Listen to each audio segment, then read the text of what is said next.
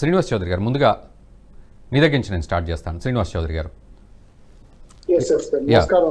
శ్రీనివాస్ చౌదరి గారు, అంటే చంద్రబాబు నాయుడు గారు వెళ్ళి వచ్చిన తర్వాత ఒక మౌనమే కనబడుతోంది కానీ క్లారిటీ అయితే రాలేదు.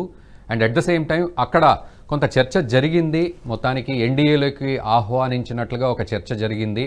అండ్ ఒకవేళ అట్లా జాయిన్ అవుతే మైనార్టీ వర్గాలకు సంబంధించిన ఓట్లు ఇబ్బందుల పాలయ్యే పరిస్థితి ఉంది ఆ విషయాన్ని కనుక చూస్తే అన్నట్టుగా ఒక వార్త మాత్రం వినబడుతుంది. బట్ ఒక క్లారిటీ అయితే పూర్తిగా రాలేదు. సో ఏదైనా క్లారిటీ ఇవ్వబోతున్నారా? సరే, మొదట నేషనల్ హబ్ ప్రత్యేకులకు నందన్ గారు, మీకు వైఎస్ఆర్సీపీ నేత వేలు గారికి, అలాగే బీజేపీ నేత చరణ్ గారికి మా తరఫున తెలుగుదేశం పార్టీ తరఫున నమస్కారాలు. ఈరోజు అంటే నిన్న చంద్రబాబు గారు ఢిల్లీ పర్యటన పైన అనేక కథలు చెరువులతో కూడిన అంశాలు ప్రజల్లో, వార్తల్లో, టీవీలో వస్తున్న సంగతి చూసాం. ఇక్కడ మెయిన్ ఏంటంటే రాష్ట్ర ప్రయోజనాలు ప్రధాన కారణం అజెండా అయినా ఈరోజు పొత్తుల విషయం పైన గతంలో జనసేన తెలుగుదేశం పార్టీ ఆల్రెడీ నిర్ణయించుకొని ముందుకెళ్తున్నాం. కానీ పవన్ కళ్యాణ్ గారు బీజేపీ వారిని కూడా కలుపుకోవాలనే ఉద్దేశంతో ఆయన అభిప్రాయం చెప్పడంతో ఆయన గౌరవించి తగిన సమయం తీసుకొని ఆయన మాట్లాడుతున్నారు. అందులో భాగంగా బీజేపీ వారిని నిన్న కలవడం, నడ్డా గారిని అలాగే అమిత్ షా గారిని కలవడం, కొన్ని పొత్తులకు సంబంధించిన విషయాలు, రాజ్యసభ ఎన్నికల్లో వస్తున్నటువంటి పోటీతత్వం, చేంజ్ మార్పులు సంబంధించిన ఎమ్మెల్యేలకు ఉన్నటువంటి ఓట్లు చెలిక, ఈ అనేక అంశాలపైన మాట్లాడగలిగింది. గతంలో కూడా బీజేపీ వారు రాష్ట్ర పదాధికారుల సమావేశం చెప్పారు. వాళ్ళ దగ్గర నుంచి కూడా వాళ్ళ అభిప్రాయాలు తీసుకున్నారు. అలాగే రాష్ట్రంలో ముఖ్యమైన నాయకులతో కూడా కేంద్ర ప్రభుత్వం డిస్కస్ చేసి పొత్తుల విషయం పైన అనుకుంటాం. తర్వాత బాబు గారు వెళ్ళిన తర్వాత కొన్ని విషయాలపైన క్లారిటీ ఇచ్చారు కూడా వచ్చింది కూడా. అయితే రాజ్యసభ ఎన్నికలు ప్లస్ ఎన్నికల కోడ్ ముందున్న దృష్ట్యా కొంత మేము పవన్ కళ్యాణ్ గారు, మేము బీజేపీ వారు కూర్చొని మాట్లాడాల్సిన అవసరం ఉంది కాబట్టి, మరి పవన్ కళ్యాణ్ గారు లేరు కాబట్టి ఇక్కడ మాట్లాడాల్సిన అవసరం ఉంది. ఈ రోజు వెళ్తారని మాకున్న సమాచారం ఢిల్లీ పవన్ కళ్యాణ్ గారు. అయితే సీట్ల సర్దుబాటు పైన నిన్న ఇండియా టుడే సర్వే కానీ, సీ వాటర్ సర్వే కానీ, ఇంకేదో రిపబ్లిక్ సర్వే, చాలా సర్వేలు వచ్చింది సాయంత్రం. కానీ వన్ సైడ్ అని తెలుగుదేశం పార్టీ జనసేన అధికారంలోకి వస్తుందని చెప్పి సుస్పష్టంగా సర్వేలు ఎగ్జిట్ పోల్స్ చెప్పింది. ఈసారి మూడ్ ఆఫ్ ది స్టేట్ విషయం సర్వే. ఓకే, శ్రీనివాస్ చౌదరి గారు, సర్వే గురించి మళ్ళీ మనం మాట్లాడదాం. బట్ బిఫోర్ దట్, అంటే మీరు ఇచ్చే క్లారిటీస్ ఏంటి? అంటే ఢిల్లీకి వెళ్ళి వచ్చిన తర్వాత ఇస్తున్న క్లారిటీస్ ఏంటి? సీట్ల విషయం కావచ్చు, పొత్తుల విషయం కావచ్చు. ఎక్కడికే వస్తుంది. ఈ సర్వేలన్నీ పరిశీలనకు తీసుకొని మాట్లాడారు. అప్పుడు ఖచ్చితంగా పొత్తు అనేది మనకు అవసరం. ఈ రాష్ట్రంలో జగన్మోహన్ రెడ్డి గారు చేసిన పరిపాలన దుర్మార్గంగా ఉంది. రాష్ట్రం అప్పుల పాలైపోయింది. ప్రత్యేక హోదా గురించి మాట్లాడిన విషయాలు లేవు. అలాగే ఇండస్ట్రీస్ పరిస్థితి బాగలేదు. ఆర్థిక పరిస్థితి పూర్తిగా దిగజారిపోయింది. అప్పుల పాలైపోయాము. ఈ సిచ్యువేషన్ లో రాష్ట్ర ప్రజలు పక్క రాష్ట్రాలకు వెళ్ళి వలసపోతున్న సమయంలో రాష్ట్రాన్ని, రాష్ట్ర ప్రజల్ని, మానవ హక్కుల్ని, అలాగే ప్రజాస్వామ్యాన్ని అనేక అంశాలు దృష్టిలో పెట్టుకుని కాపాడుకోవాల్సిన అవసరం, కర్తవ్యం, సంకల్పం మా ముందుంది. సో ఇటువంటి ముఖ్యమంత్రి గారు ఒక ఛాన్స్ అని చెప్పి రాష్ట్రాన్ని సర్వనాశనం చేసి పూర్తి స్థాయిలో మరొక దివాలా కోర్ రాష్ట్రంగా మారిపోయి, రాజధాని లేని రాష్ట్రంగా మారిపోయి, ఈ రాష్ట్ర ప్రజలు చివరికి ఆకాశం వైపు చూసే పరిస్థితి ఏర్పడతా ఉంది. అటువంటి సిచ్యువేషన్ లో రాష్ట్రానికి దశ నిర్దేశించాల్సిన బాధ్యత రాష్ట్రంలో ఉన్న ప్రతిపక్ష పార్టీలు కాబట్టి అన్ని ఒకతాటి మీదకి రావాలని ఒక డిసైడ్ మీదకి వచ్చి, సరే ఇక్కడ లాభాపేక్ష, రాష్ట్రంలో కులాల పొందిక, మైనార్టీల వ్యవహారం, ఇవన్నీ పరిశీలనకు తీసుకున్నారు. అయితే ఇక్కడ బీజేపీ వారు కూడా మైనార్టీ వాళ్ళని తక్కువ చేయలేదు కదా. అదే విధంగా అదే త్రిపుల్ తలాక్ బిల్ తీసేయటం, నేషనల్ కమ్యూనిటీ బిల్ ఏదో పెట్టారు. కొన్ని విషయాలపైన చాలా క్లారిటీగా బీజేపీ వాళ్ళు వర్క్ బోర్డులు కానీ, అలాగే ముస్లిం మైనార్టీలకు ఇవ్వాల్సిన రిజర్వేషన్లు కానీ, చాలా విషయాల్లో ఇతోధికంగా వాళ్ళు హెల్ప్ చేశారు. నాకు తెలిసి ఈ మధ్యకాలంలో రాజస్థాన్ ఏమనుకుంటారు, ముస్లింస్ ఎక్కువ ఉన్న ప్రాపర్టీ ఉన్న ఏరియాలో, పాపులేషన్ ఉన్న ఏరియాలో బీజేపీ అధికారంలోకి వచ్చింది. సో ముస్లింస్ యొక్క మైండ్ సెట్ కూడా మారింది.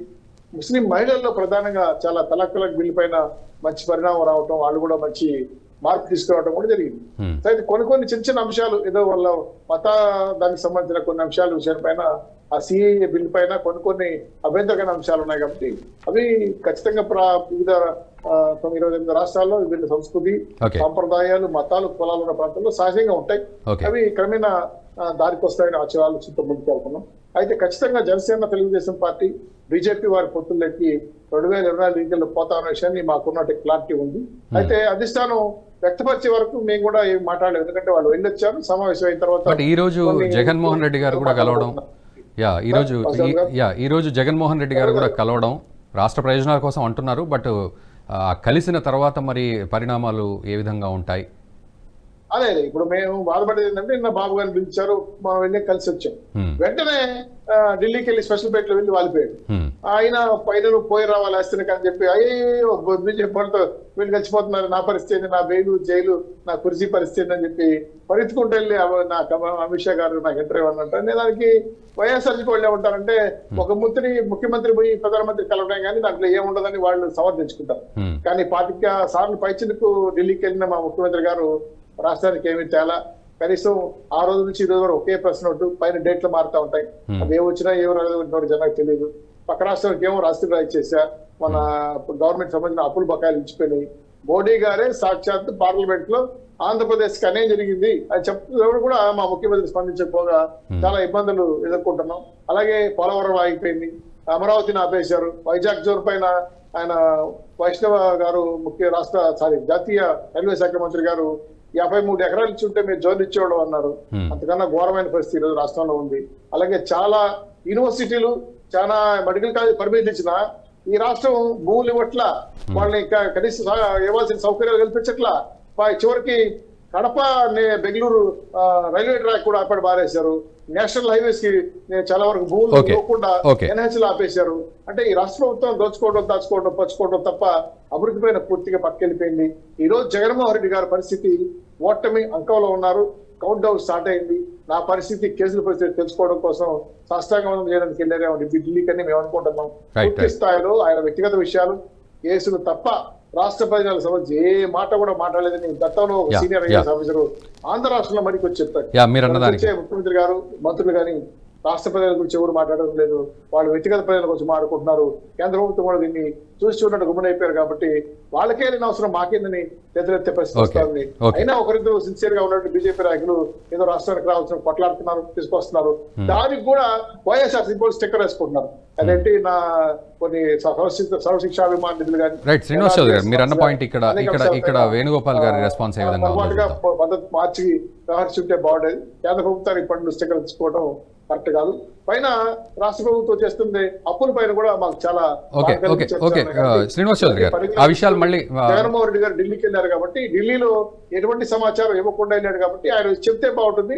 ఈ 5 ఏళ్లలో ఒక్కసారి పసిపి పెట్టలేదు, పెడితే బాగుంటుందని మా సంకల్పం, మా ఆస్తి తీరదని మేము అనుకుంటున్నాం. కాబట్టి అంత ధైర్యం చేసే శక్తి జగన్మోహన్ రెడ్డి గారు లేదు. కాబట్టి ఈ వీడియో మీకు నచ్చినట్టయితే లైక్ చేయండి, 10 మందికి షేర్ చేయండి. అలాగే కామెంట్ల రూపంలో మీ అభిప్రాయాలను మాతో పంచుకోండి. Nationalist hub group of channels ను సబ్స్క్రైబ్ చేసుకుని తెలుగునాట జాతీయవాద జర్నలిజాన్ని ప్రోత్సహించండి. ఈ వీడియో కింద ఉన్న బెల్ ఐకాన్ పై క్లిక్ చేయడం మర్చిపోవద్దు.